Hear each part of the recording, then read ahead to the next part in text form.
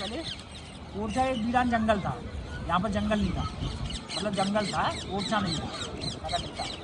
तो यहाँ से 53 किलोमीटर दूर गढ़कुंडा आ रहे हैं। बुंदेला डायनेस्टी वहीं पर थी। तो अपने यहाँ पर बैठे हैं, इसे बोलते हैं बुंदेलखंड। बुंदेलखंड जो है बुंदेला की वजह से है, इसमें बुंदेला ही है, बुंदेला किंगडम। बुंदेला एक जाति होती है, ठाकुर राजपूत, राजपूत बोलते हैं ना महाराज में, हम लोग भी राजपूत ही हैं। बुंदेला डायनेस्टी। तो वो शिकार खेलते हुए आए। जब शिकार खेलते हुए वो थक गए तो नदी के किनारे जंगल में आप देखेगा, अगर आप जाओगे, अगर आपका टाइम हो तो आप बताना, आपको दिखलवा देंगे। शिकार का है राजा के समय का, वही प्राचीन, बहुत बढ़िया तरीके से बना, आप देखना डिजाइन उसकी, वही पुराना फ्रेश होने के लिए जाने का पूरा बिल्कुल डिजाइन पुरानी वाली। तो वो आज जब शिकार खेलते हुए तो वो लेट गए। जब वो सो के उठे तो उन्हें यहाँ का डिश बहुत अच्छा लगा। तो उन्होंने सोचा हम अपनी राजधानी क्यों ना ओरछा में बनाएं। तो वो अपने साथ में शिकारी कुत्ते लिए थे। तो उन्होंने कुत्तों ने कहा ऊर्छा। ऊर्छा का मतलब आपके यहाँ जो भी बोला जाता हो, हमारे यहाँ टैप को बोलते हैं ऊर्छा। मतलब किसी को कटवाना हो जैसे तो बोलते तो ऊर्छा। जैसे हमारे यहाँ पूरी से कहा बोलते हैं लुचाई। जैसे कछु हुए, जैसे कोई ना शादी पंगत हो, तब तो शहर में हो चाहे ना हो, लेकिन हमारे ना मतलब पूरे गाँव को निमंत्रण लाओ जाओ तो मैं कही जाऊँ के तो फरकत आदमी यार तो लुचाई की जुआड़ है, लुचाई हूँ पूरी। जैसे बुंदेलखंडी में कही जाओ ऊर्छा, तो ऊर्जा कही तो इसका पहला नाम पड़ा ओरछा। इसमें रा नहीं था, जो अभी बीच में रा आ गया ना, ओरछा। ओरछा नहीं था, इसका नाम था ओरछा। तो 1501 ईस्वी में वो सामने राजा मैं दिख रहा, इसकी नींव 1501 ईस्वी में राजा रुद्र प्रताप ने रखी थी। ये 3 राजाओं ने बनवाया।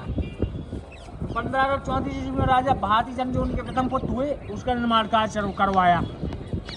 उसके बाद जब राजा मधुकर शाह नरेश आए तो उन्होंने निर्माण कार्य करवाया। मधुकर शाह नरेश और रानी कुंवर गणेशी बाई से ही यहाँ की ओरछा की पूरी कहानी जुड़ी हुई है। मधुकर शाह नरेश बहुत बड़े कृष्ण भक्त थे। और आप लोग तो महाराष्ट्र की हो तो अगर जानते हो ना जानते हो, एक मथुरा वृंदावन में प्रेमानंद जी महाराज जी हैं, अगर जानती हो, जानते हैं तो वो खुद बताते हैं राजा की कहानी। वो इतने बड़े कृष्ण भक्त थे। एक दिन अकबर ने अपने दरबार में कहा, वो अकबर के दरबार में दरबारी थे, जाते थे, तो कहा कि कोई भी तिलक लगा के नहीं आएगा, जो भी तिलक लगा के आएगा उसका गर्दन काट दी जाएगी। सारे हिंदू राजा जो मतलब जो वहाँ के भारमल वगैरह थे, जो योद्धा के भाई माई पिता मिता, ये लोग सब लोग पहुँचे, कोई तिलक लगा के नहीं पहुँचा। लेकिन महाराजा मधुकर शाह नरेश वो तो कृष्ण भक्त, वो अपने तिलक लगा के पहुँचे। जब पहुँचे तो अकबर ने कहा तुम्हें अपनी जान की परवाह नहीं है? तो उन्होंने कहा हमारी वो जान ही किस काम की जो हमारे बांके बिहारी जी काम तिलक न लगा पाए। बोला आप पगड़ी रखे, आप अपने मालिक की सलामी छोड़ सकते हैं, आप अपने मालिक का फरमान ना पढ़िए, आप अल्लाह को करने कहिए, हम अपने बांके बिहारी जी की छोड़ देंगे। तब अकबर ने प्रसन्नता की कि आप जैसा वक्त कोई हो ही नहीं सकता है।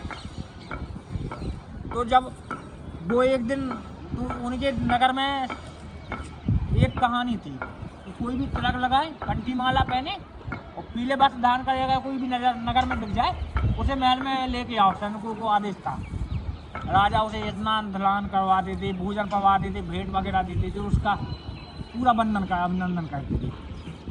एक दिन नगर के लोगों ने सोचा कि राजा की परीक्षा ले, तो नगर में एक गधे को ढूंढा गया। गधे को मालाएं पहनाई गई, तिलक लगाया गया, वस्त्र पहनाया गया, छोड़ दिया गया। सैनिक लेके पहुंचे। जब सैनिक लेके पहुंचे तो सैनिकों से जो राजा सभी के पैर पड़ने वाले राजा थे वो दंडवत हो गए गधे के सामने। आप तो प्रभु आपने इस रूप में दर्शन दिए, दंडवत हो गए, उसका पूरा स्वागत हुआ। तो ऐसे थे वो, इतने बड़े कृष्ण भक्त थे। तो एक दिन ये मथुरा पहुंचे अपनी रानी के साथ। उन्होंने अपनी रानी से कहा कि आप राम की भक्ति छोड़ दे, कृष्ण की भक्ति कीजिए। उन्होंने कहा हम कृष्ण की भक्ति तो नहीं करेंगे। हाँ नहीं है, जल्दी बता। हमें क्या चाहिए वो बोलती हूँ आपको।